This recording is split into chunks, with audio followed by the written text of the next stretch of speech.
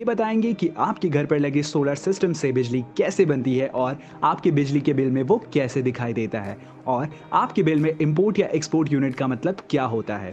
Solar metre में जलती ये रेड लाइट आपको ये बताती है कि आपके घर में लगे सोलर सिस्टम से कितनी तेजी से बिजली प्रोड्यूस हो रही है। जब सूर्य की किरणें सोलर पैनल्स पर पड़ना बंद हो जाएं, तब ये लाइट भी जलना बंद हो जाती है। सोलर मीटर में आपको KWH को देखना है। KWH मतलब यूनिट। ये आपको ये बताती है कि आपके घर पर लगे सोलर सिस्टम का टोटल सोलर जनरेशन कितना हुआ है।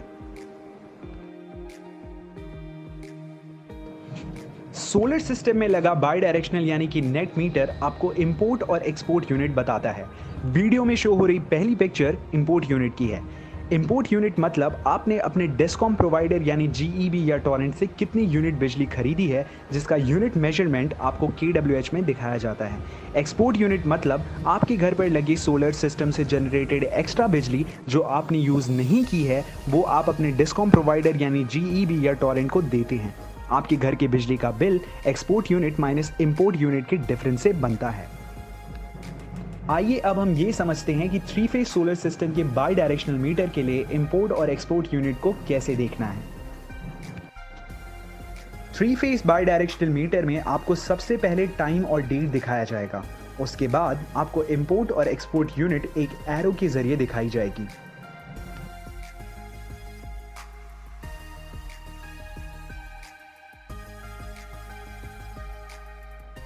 आइए अब इसको एक एग्जाम्पल के जरिए समझते हैं। चलिए मान लेते हैं कि आपके घर पर लगे सोलर सिस्टम का टोटल सोलर जनरेशन 60 यूनिट है और आपने अपने घर में दिन में 20 यूनिट इस्तेमाल किए, तो बचे 40 यूनिट आपके GEB या टॉरेंट में चले जाते हैं, जिसे एक्सपोर्ट यूनिट कहा जाता है। लेकिन जब रात में सूर्य की किरणें सोलर पैनल्स पर नहीं पड़ती हैं, तो आप अपने GEB या टॉरेंट से 30 यूनिट लेते हैं, जिसे इंपोर्ट यूनिट कहा जाता है। तो आपके नेट मीटर यानी बाई डायरेक्शनल मीटर में इंपोर्ट यूनिट 30 होगा और एक्सपोर्ट यूनिट 40 होगा, जिसे KWH के जरिए दिखाया जाएगा।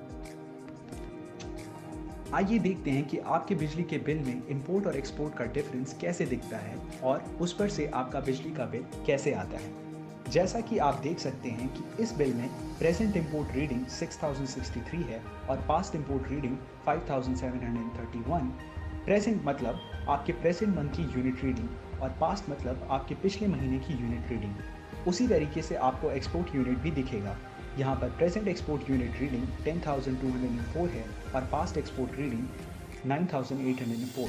आपके प्रेजेंट और पास्ट इंपोर्ट और एक्सपोर्ट यूनिट रीडिंग के डिफरेंस से जो यूनिट आता है, उसी से आपका बिल बनता है।